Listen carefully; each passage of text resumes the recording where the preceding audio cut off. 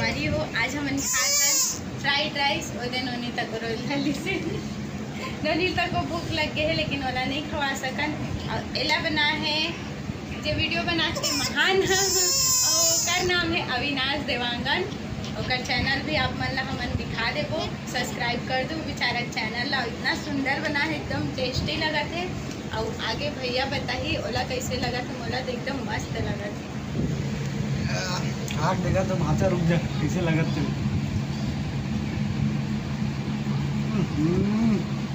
इतना मिर्चा डाल दे क्या, ये एकदम अच्छा लगा था, एकदम मजा आ गया। टेस्ट यार कहीं काम करता था जी होटल में नहीं यार भाई कैसे लगा मुझे तो एकदम नहीं कर लगा भाई। लड़का तक रोल थाली से बिचारी हा भूख लग गए हेला। ए हरे हमारी गुड़िया ये उल खिला दे। अबे तो दे भी खा पे ले, ते भी खा पे। ओ दे भूख लग गई है।